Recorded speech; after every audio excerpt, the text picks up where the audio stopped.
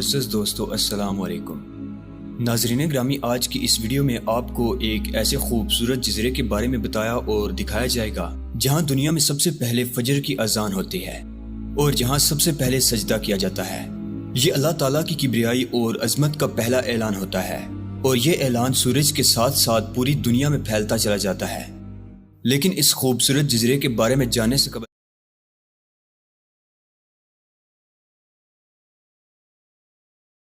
और हैरत अंगेज और मालूमाती वीडियोस की नोटिफिकेशन आपके मोबाइल पर पहुंचती रहें। तोयोनी जैसा खूबसूरत जजीरा शायद दुनिया में कोई दूसरा नहीं।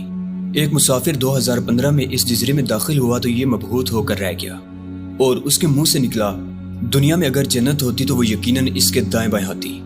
ताहद नजर शफाफ समंदर और समंदर के दरमियान सरसब्ज जजीरा और जजीरे में संदल का जंगल और जंगल के दरमियान गिरती आबशार। मुसाफिर बेखुदी में जंगल में उतर गया। दाएं बाएं शफाफ पानी के झरने थे, झरनों पर फूलों की बेलें झुकी थी और फिजा में संदल की खुशबू तैर रही थी। किसी ने जंगल में लकड़ी का बेंच बना दिया था। मुसाफिर बेंच पर लेटा और चंद लम्हों में गहरी नींद में चला गया। ये सदियों की भूखी और थकी हुई नींद थी और ये जाते जाते सदियां साथ ले गई। मुसाफिर उठा तो पूरे जिस्म में सुरूर की कैफियत थी। जंगल की वो नींद मुसाफिर की जिंदगी का असासा थी। दूसरा असासा तोयोनी की मस्जिद थी। तोयोनी फिजी का जजीरा है। डेट लाइन इस जजीरे से स्टार्ट होती है। सूरज हर रोज जजीरे में आंख खोलता है।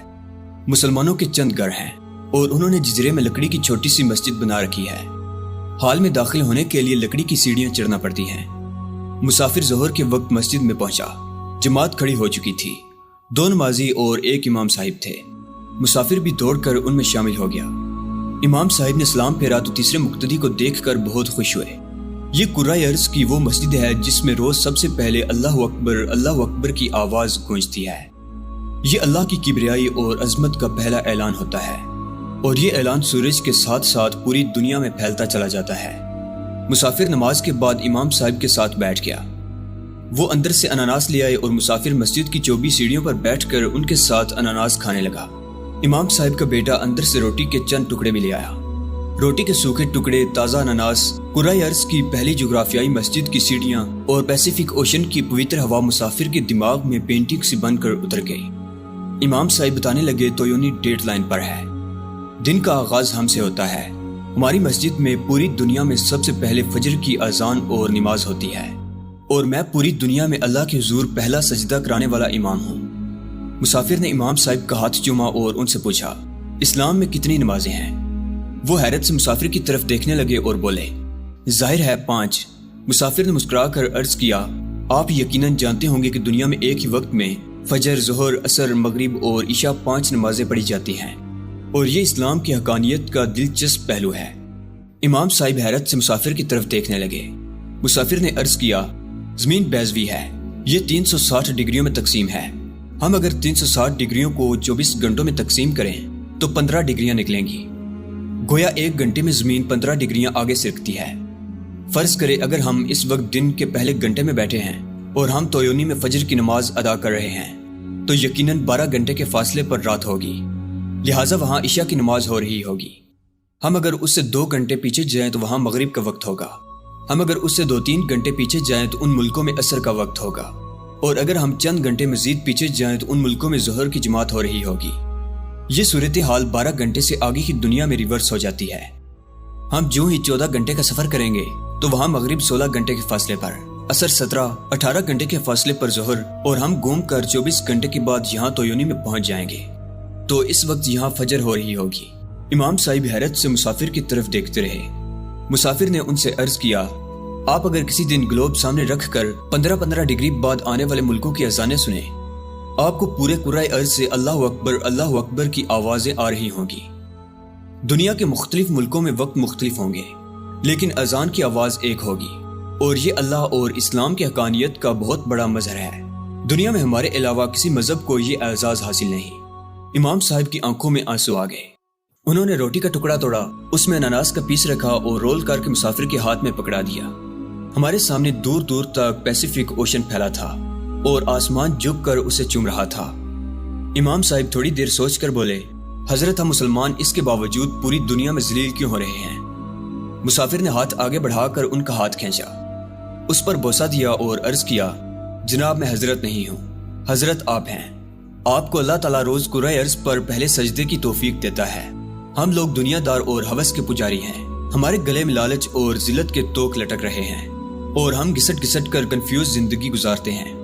आप लोग अल्लाह के मुकर्रब बंदे हैं, लेकिन जहाँ तक आपके सवाल का ताल्लुक है तो आप ये जानकर हैरान होंगे मुझे इसका जवाब बड़े बड़े उलमा ना दे सके, लेकिन एक यहूदी प्रोफेसर ने चुटकी बजाकर मेरा ये मसला हल कर दिया। वो मुझे पेरिस के इस्लामिक सेंटर की छत पर मिला। इस्लाम पर रिसर्च कर रहा था, अरबी नस्ल था।